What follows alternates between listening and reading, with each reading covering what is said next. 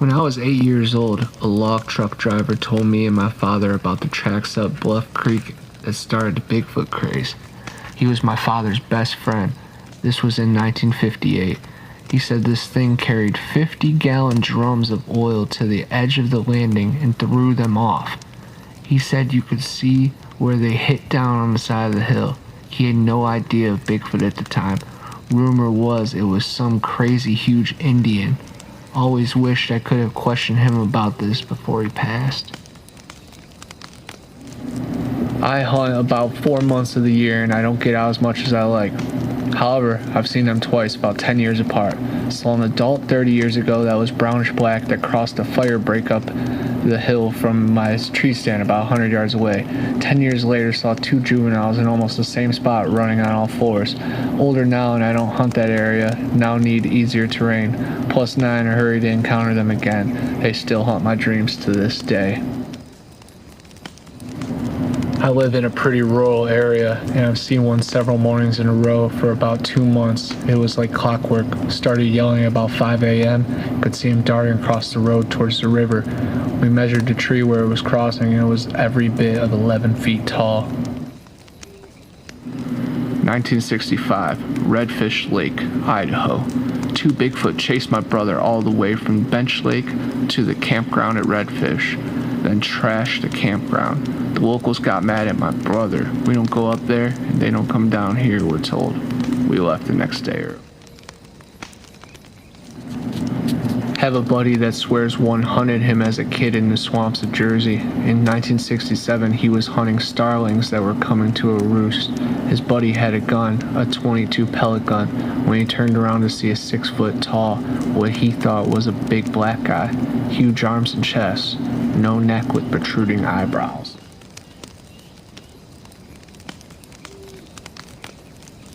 When I was 11, me and my mom were approached by a Sasquatch on a mountain pass in Colorado after peeing. It was 1978. I was 11, mom 40. We were first on a grueling long-ass pass that was not mere maintained then. Long and so hard, no one did we see. When we'd gotten to a spot to pee, me and my mom heard a group talking, laughing, and noise-making. Assumed switchback and hikers, which was above timberline. We hit the first patch of trees that we could walk into. Mom said, "Shh," and suddenly, without me realizing at some point, it was silent. As I zipped, I saw bare feet, less than 20 feet, stood a human-sized Sasquatch, and immediately let us know, "I'm not coming any closer, I'll hurt you." Mom was 20 feet behind me down the mountain and stood and made the most loving and curious face as if it was trying to tell me something. I knew immediately I was looking at Sasquatch. Mom yelled and it stepped behind a tree. After my dad and brother searched the area and found no way of people were hiking and no trace of it, or the many we heard talking. Since I was 11, now 52, I've known they're real, they're able to speak, and they're not wild monkey or apes. But who is going to believe me or anyone? So for all these days, I told very few and left out they talk. Too much for some. I do believe that man and quantum physics or something not known to us is going on. I'm so overjoyed. The knowledge is coming. I feel like finally I'm not looking nuts. I've since had multiple experiences I just weirdly justify and confirm, but I know what I know. Fascinating. By the way, it did not speak, and we aren't sure how we got the message that we'd not be hurt. Mind speak? I don't even know. Once it is you, it will change you and your life. My mind is wide open. Had my own experience in Kentucky in 1978. I was 13 years old at a natural bridge. Never shared this before. I'm not a crybaby, however it scared me so bad I couldn't move or breathe. So going after a 1,000-pound monster may seem the thing to do. I'd advise against it. 1991, Lake DeGray camping area in Arkansas. Hearing a noise late, my brother woke up, and looking down on him through the tent was a Bigfoot. He said it looked more like Chewbacca than Patty, about 7 foot tall with bluish eyes. It left less than a few seconds. He waited 25 years to tell me.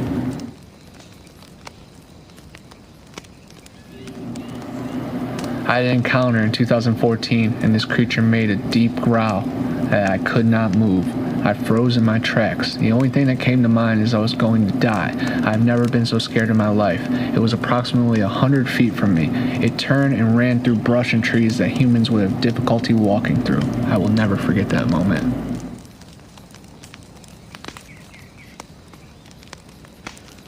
When I was 6 years old, my grandpa in West Virginia told us a story. We were sitting outside late night.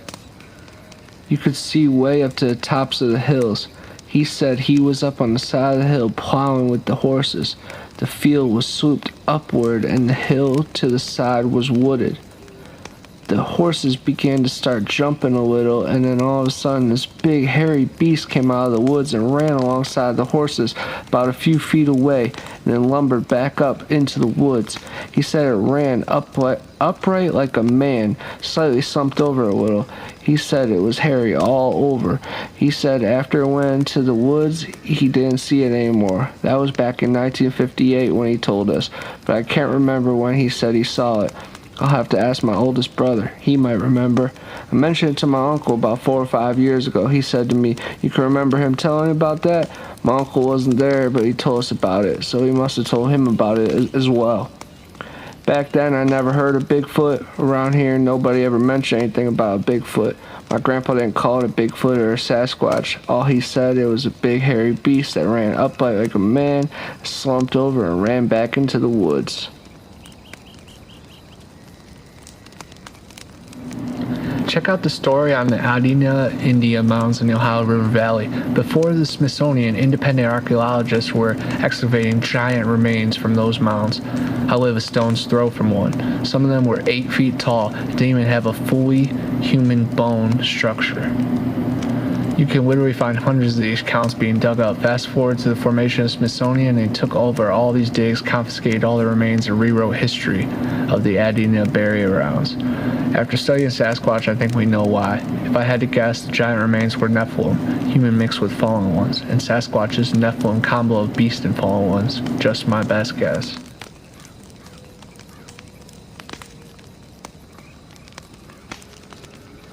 We took a cruise to Alaska once and went on an excursion that included a fresh-caught salmon dinner cooked on a campfire by Native American women.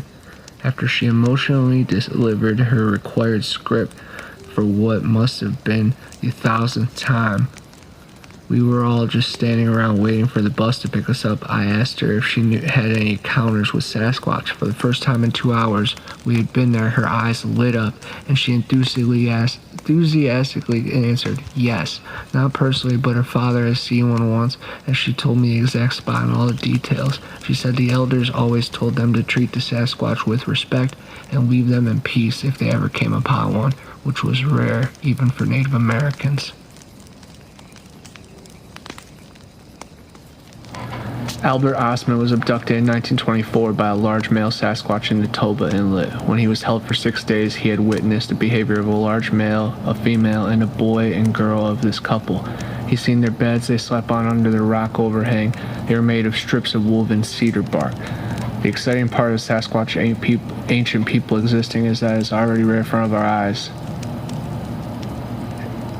There is also much more to the topic than being ancient people. Throw in UFOs, portals, and mind-speak and infrasound, we're dealing with the rabbit hole as that will end. My mind is very open and I'm very discernive. My dad is a Vietnam vet who is 71 who still hunts to this day.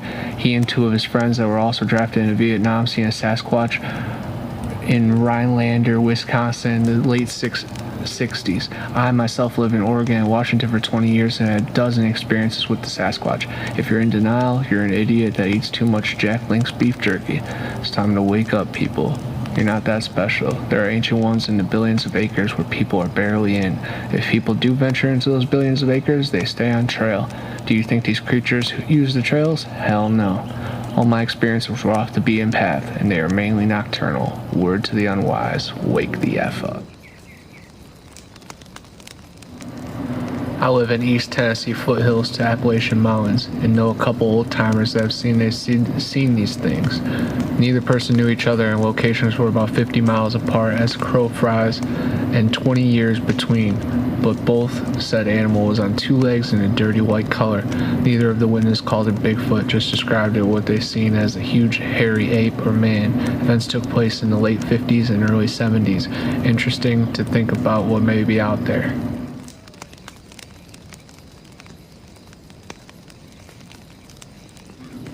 I'm from Arizona. I've had experience a few times. The first time I was hunting elk with my boy and daughter's BF. We heard a long, big yell after a gunshot. Later on realized something shot at it. Another time, I and two guys saw it while on a wildfire. It was tall and black and standing across the canyon on a ridge. It stood still for a long time. It looked like a burnt snag. And one time I was with the kids driving along the river and I smelled it. I kept quiet and kept driving on the way back. The smell wasn't there. Just recently my daughter and I heard after I used an elk call. It made a big loud thruh sound with the tongue and it didn't sound human or animal. Something I never heard before.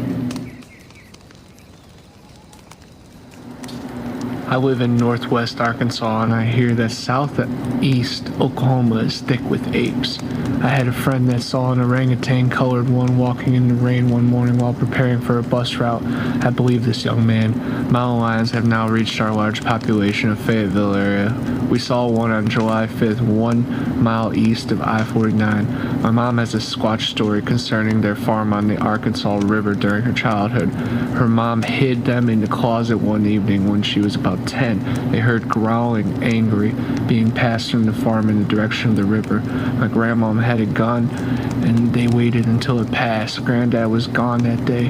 The only thing that my grandmother, who was half Cherokee, would say is, "Don't go in the woods after dark. The booger will get you." My son and I were hitchhiking near Bamfield, BC this past summer and a native guy picked us up. And after a while, I asked him if he's ever seen any Sasquatch. He was very casual about it. He told us about a few encounters with them and I believe him. Because I had something follow me on a beach near Massive, British Columbia one night and it was standing upright and was way bigger than me. I'm 6'5", 215 pounds. Not sure what it was, but it was walking upright like I was. I am very outdoors oriented. I live in southwestern British Columbia, Canada. I am close to Harrison Hot Springs and I work as a logger. The country here is very steep and huge thick trees, mainly cedars and spruce. I have seen and heard lots of unexplained things like hooting that was obviously not from an owl or man. The sound was too deep and carried too far. I have also seen 2 Sasquatch in my life. Neither one threatened me and I did not panic or threaten them. I did not try to approach closer than where I first seen them. They were possibly 1,000 yards away. They are definitely real. I had an encounter back in '88. A couple friends and I were walking along a river some 2 miles from the main road. We had the river to our left and a steep bank to the right with the very thick cedar trees. Suddenly, we heard a growl from the cedars not 30 yards from where we were. We didn't react to the first growl, took a step ahead, and suddenly it unleashed the most horrific, deep, guttural growl no man could make. My life flashed before my eyes. It literally did. My friends were walking in circles in complete panic. I remember collecting myself and telling them if something comes after us, then I would jump into the river to try to get away. Then we decided best bet to be turned back the way we came. We trekked back into the road feeling like something was watching us the whole way. Never heard or saw what it was again. Never returned either. Later in life, I started researching Bigfoot and found the Whitehall, New York incident that happened in 1976 on the same river not 1 mile as the crow flies away. Believe it or not, I just inherited a Bigfoot casting from one of the Washington County sheriffs that was a part of the 1976 encounter. The sheriff I'm talking about is holding the casting in a movie about the incident that was in recent years filmed by Small Town Monsters. I have more to tell, but feel at the moment I've posted long enough.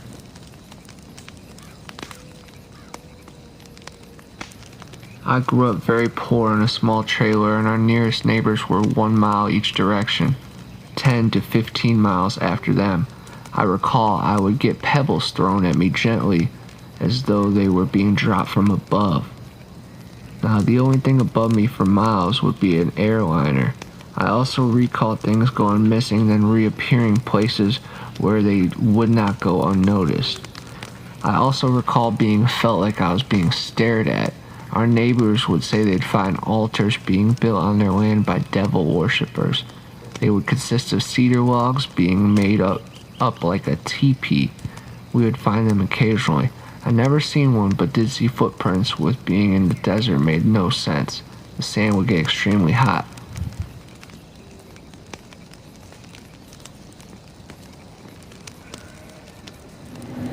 I had a run-in with the Bigfoot one night coming out of the mountains after hunting. It came down off a steep ridge and stopped about 5 to 6 feet away. I tried not to look at it in the eyes and slowly walked away. I had my .270, but never raised it or pointed at it. It just watched me walk away. I just about shit myself but made it back to the truck. There's a Bigfoot hunter who shows up here about every year. He's looking way too low and in the wrong spot, I think. I've hunted all my life and now I know they're real. I still hunt, but I'm a little bit more aware of what could be out there, but I don't stop doing what I love because of what happened. If they had been more aggressive and attacked me, I guess it would have been different because I'd probably be dead. I don't go looking for them either. I leave him alone and hopefully they leave me alone. Good luck in hunting.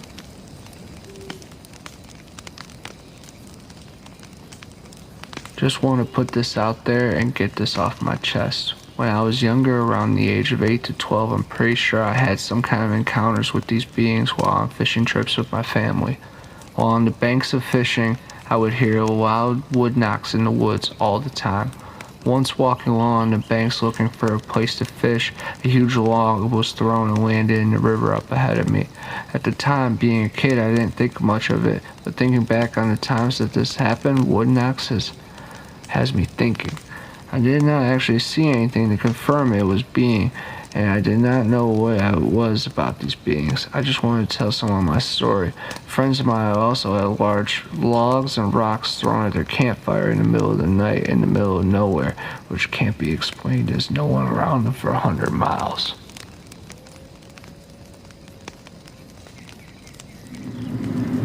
After living in Mackenzie, British Columbia in the 70s, I know they're real. I've never seen one, but I've seen footprints that I've heard them calling to each other in the woods. We were taught that if we ever encounter Bigfoot in the bush, to bow to them to show respect and never to look at their eyes. On another note, there is a monster breed of wolf that lives up north. We've seen them in Mackenzie, but my grandpa says they come from the Nahanni River Valley. He told me the name of them, but I cannot remember it. I stuck an 8-pointer with an arrow, dropped it, walked up, made sure it was finished, pulled my arrow out, walked home to get a cart to wheel it back to my house. When I got back, the buck was gone. No drag marks. I found it 200 yards away. I put it in my cart and went home. I said, someone's messing with me. I gutted the buck, then put it back in my shed. An hour later, my hounds were barking. I went out and something ripped the door off my shed. I live in big bear country, but I know this was no bear. 2 weeks went by. I went back out to move some strands around for my nephew, and I was snapping branches and making lots of noise while I was trimming shooting lanes for my nephew so he could get a slammer.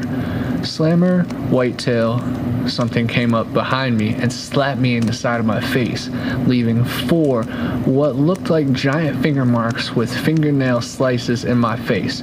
One of its fingers ripped my eyelid off, putting its fingers through the floor of my eye, knocking me out for a few hours. Flipping big feats are getting out of hand. This was along the upper Delaware River between New York and PA, the most wildlife area I have ever seen in the lower 48. I had a few non-visible encounters such as vocal verbal type voicing, waking me up in growling sound. Brother and mother and nephew heard growling like a large monster. My nephew said to Dad, he went to his dad's room saying, I hear a monster growling outside my window. He heard the growling purring sound from his son's window. Another time my mother woke to say she can hear growling below her bedroom window. I got up, grabbed a flashlight, looked around back, and saw nothing. She said she could feel the vibration of it walking, thumping, heavy steps, and hear the breathing real close to her window. She said it sounded like right beside the window, loud, heavy breathing. She waited a bit to run to wake me up. Our house is like right in town, but we do have trees everywhere in this small town, Prince Rupert. Lots of family, and family have stories as well. I still have a lot of encounters to write.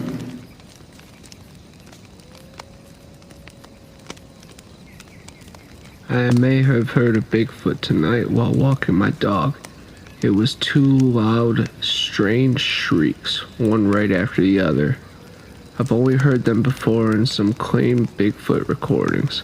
If it was a person, they must have some Neanderthal DNA in them, along with some huge lungs and a talent for making mysterious sounds. The calls sent chills up my spine, and my poor dog wanted to get back inside the house immediately without doing any of her business. My proof is my eyeballs. Seeing one cross the road 20 feet in front of me many years ago. 3 strides and bingo, gone. The road was 28 to 30 feet wide, long red hair and ripped with muscle.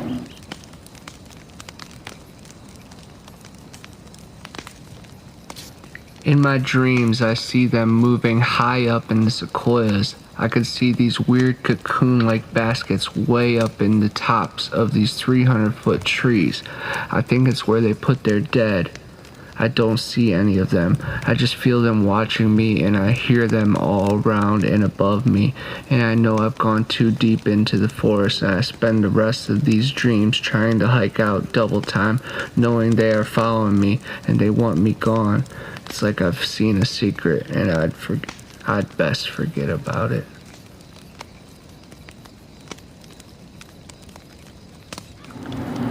My boss called me up. He owns bucking stock, bulls and horses. Told me that bull had got out again. So I got in the fencing truck, drove up to the pasture around it. I could not see the bull, so I drove up north, turned around at an old church. As I looked east, there he stood 8-9 feet tall. 2 seconds passed. We stared at each other.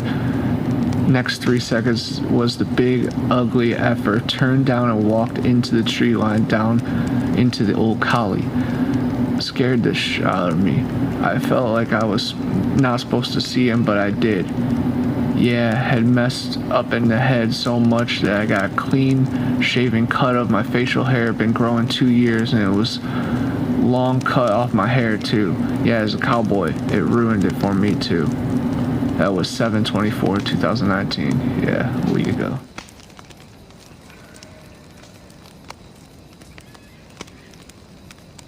Oh my God, I had an encounter with something sticking its head in the tent when we had gone camping. It was when I was 5, maybe 6. A very large head came in and started looking around the inside tent. It had a longer snout-like mouth and looked like pointed ears and large eyes. I couldn't figure out what it was. The head was way too large to be anything that I knew of. I already terrified at the moment, but then it noticed me looking at it, locked eyes with me. I started nudging one of my siblings, trying to wake them, but it wasn't working.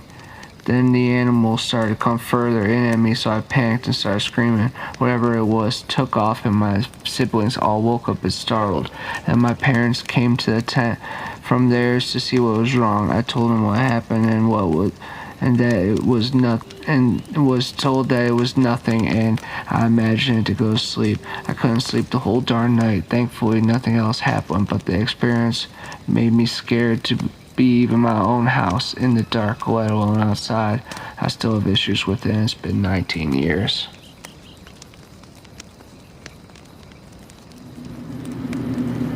What I saw was one arm down like a linebacker stalking me in the Smokies, but it was down in the stance of football, and his eyes glowed ruby red. There's no wildlife in East Tennessee, just bottom of Smokies. Been coming and fishing, hunting 40 years now, and afraid to go out at night without a gun and several lights. It's ruined me.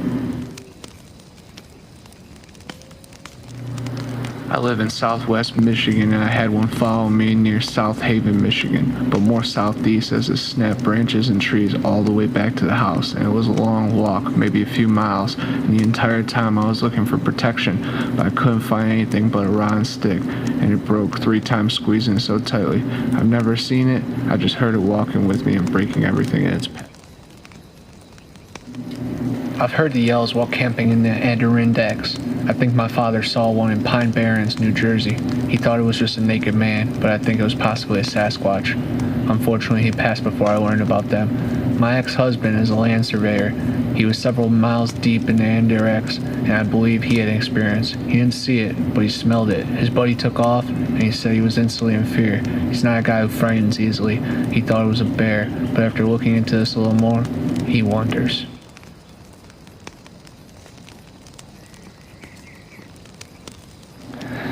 I live in Iowa, and to this day I'm convinced that I've seen one. I was working on a job site where I was mudding drywall. The house was on top of a valley surrounded by timber and wildlife. As I looked into the bottom of the valley, I thought I seen a person walking, but thought, why would someone be walking in the middle of the woods? I looked closer, and the whole entire figure was completely dark. It was hard to tell exactly what I saw because of how far away it was. It became clearer to me the more I watched it, and it wasn't a person. It looked entirely too large, and the way it walked was shocking. It was walking, but the speed at which it was traveling was probably as fast as I could run. I wanted to try to get a picture, but the time I realized what I was seeing wasn't human, it was too late. I've told family and friends, but they all laugh it off and say it was some story I made up or I was seeing things. I know what I saw, and I'm glad to see that I'm not the only one with similar experiences. Yup, they're real. I live in the Upper Peninsula of Michigan. While cutting balsam for Christmas wreaths, I had an encounter with one deep in the Ottawa National Forest.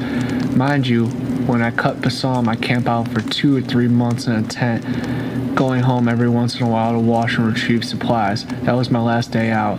It was a huge adult with different colored hair on top of its head. Had a muzzle baboon looking very scary. It had been watching me from about 50 feet away, so it was way too close. I usually keep cutting until the snow is too deep to get in where I need to go, up until first week's December. My dad told me his story of running into a Bigfoot in the late 50s or early 60s. He was hunting with my mom's uncle and the uncle's sons. The uncle saw it, and my dad heard the scream it let out. This was on Buck Creek, which is on the border of Spokane and Penn Oriole County in Washington State. Today, the area is full of homes and people, but back then it was wild country. Not much to the story other than the scream. My uncle did see it. They spoke of it the day in the truck, but my uncle never spoke of it again, even to my dad. So now I have a place on Penn Oriole County on the edge of the Selma Priest Wilderness. I may have encountered while I'm cutting firewood, or it was a moose watching us. It was down a draw from us. We were on the edge of a clear cut, and it was inside the tree line. The woods are thick there. I looked up and saw it, and it took off, but all I saw was a dark, tall, and hairy body that moved fast, and in an instant was gone. I still go into the woods. It was not a close and personal sight like some, and I am not sure what it was. It was tall, dark, hairy, and fast, but I am up there in the woods a lot. I will see one close personal one day. I'm not looking forward to the day I see one up close. Now I pay more attention. I saw Bigfoot in upstate New York on my family's farm. It was dusk coming in from evening chores. My grandma had been in her 1-acre garden around the side of the house. I looked up and saw Bigfoot totally engulfing my grandma. I could not see her due to the size of the beast. I yelled and started running towards them. He let go of her and ran away. Poor Gran was shaking through her core. I took her by the arm and she jumped, still scared. I ushered her inside and sat her down. They went back out and walked the perimeter of the garden and tree line. No signs, but a path with very large strides through the overgrown brush. From that point on, the brush was cleared so you could see anything coming from the woods. It didn't scare me at all. Do not let the beast ruin your life. It's more scared of you, like a wild animal.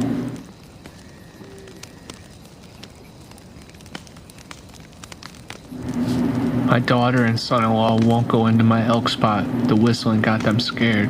The big rock throwing was just too much for them. They have listened to the stories of numerous encounters by me and my friends, even my son. He had one kill a deer right in front of him.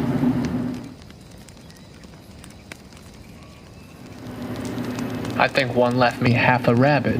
In the morning, after being in the forestry camp off the gravel lot next to the bridge overpass, I went up the hillside overlooking camp and realized I had already packed the two, as the little flat top stump I'd be keeping it on was empty.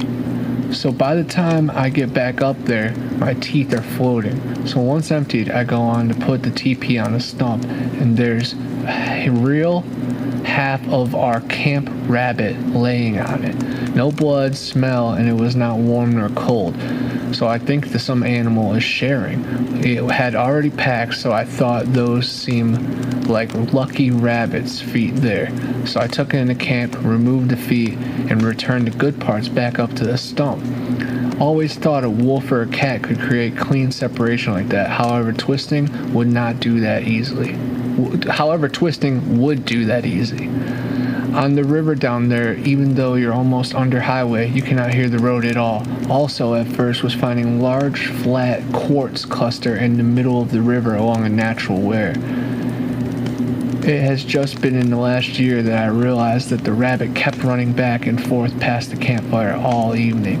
Thought it was a cougar or broccoli cauliflower salad. We didn't see, smell, or hear, sense anything. About 98, 99. My brother lives in rural northern Minnesota and is an avid fisherman. He would clean a limit of walleyes every night and toss the guts in his swamp. Sasquatch seem to love rotting fish guts. Perhaps it's even like a delicacy for them. Anyways, my brother had numerous scary experiences with Bigfoots right in his backyard that were attracted to his fish guts. I think I saw one out my window that was 8 feet off the ground when I was in 3rd grade. It has not left my memory. I live around the Great Lakes. Woke up to a noise in my window. I was shaking on fear. I finally got the nerve to run the light in my room and turned it on. What I saw is still with me today. It looked like an old man with white hair looking in my window. I ran like hell and slept under my parents' bed. The reason I think it's Bigfoot is because the window is 8 feet off the ground and the way it looked. I'm 50 now and still remember it like it was yesterday.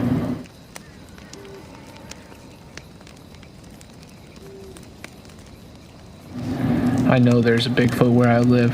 I have heard and smelled them around 50 times. Plus, I've had something slap the side of my house so hard it sounded like a 800-pound bull ran into it full run. On one occasion, it slapped right beside me, 3 feet away. Explain that.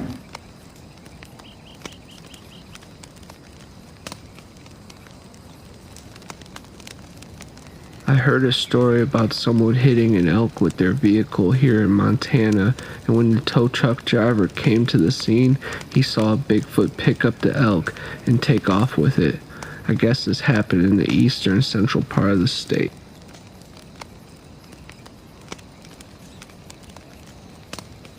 When your best friend in the whole world, who you've been on 2 tours in a hot war zone, comes screaming like a little girl out of the forest and crying hysterically, tripping and falling constantly just a few hundred feet, and he keeps screaming, "I'm done, I'm fucking done," over and over again. A man like that who has been shot at 50% of his life, put in impossible situations that most men never experience, and laughs about it, saying, "I'll get shot someday, it'll be quick." starts having a mental breakdown in the forest at 4 in the morning. Something's out there, and it's something we've never been given public knowledge on. You can't seriously think that we have found every single species in every single forest, under every single rock, over every single inch of our oceans, especially in remote places that only a handful of people tread.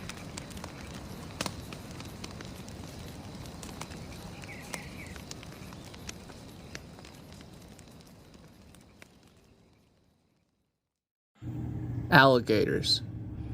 A young woman in town married a man from another part of the country. He was a nice fellow, and they got along pretty well together. There was only one problem. Every night he'd go swimming in the river. Sometimes he'd be gone all night long, and she'd complain about how lonely she was. This couple had 2 sons. As soon as the boys could walk, their father began to teach them how to swim. And when they got to be old enough, he took them swimming in the river at night. Often they would stay there all night long. The young woman would stay home all by herself. After a while, she began to act in a strange way. At least that's what the neighbors said. She told them that her husband was turning into an alligator and that he was trying to turn the boys into alligators. Everybody told her there was nothing wrong with a man taking his son swimming. That was a natural thing to do. And when it came to alligators, there just weren't any nearby. Everybody knew that. Early one morning, the young woman came running into town from the direction of the river. She was soaking wet. She said a big alligator and 2 little alligators had pulled her in and had tried to get her to eat a raw fish. They were her husband and her sons, she said. They wanted her to live with them, but she had gotten away. Her doctor decided she had lost her mind, and he had her put in a hospital for a while. After that, nobody saw her husband and boys again. They just disappeared. But now and then, a fisherman would tell us about seeing alligators in the river at night. Usually it was 1 big alligator and 2 small ones, but people said they were just making it up. Everybody knows there aren't any alligators around here.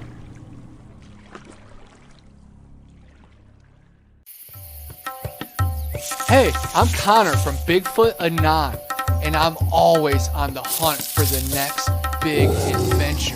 When you're on the trail for long hours, you build up quite the stench, enough to drive any skunk ape or yeti away.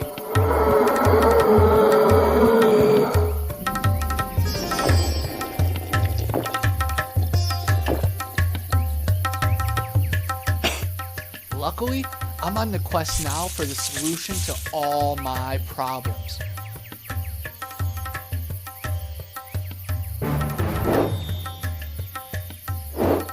Yeti bars. They do exist.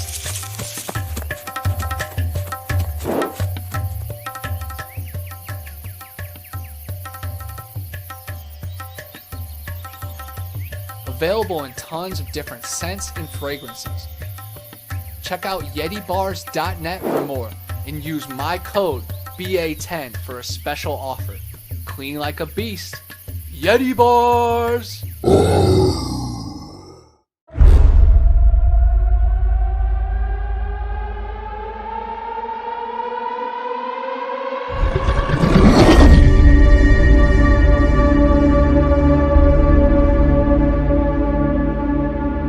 The flesh of the unguided and non-believers fuel this void.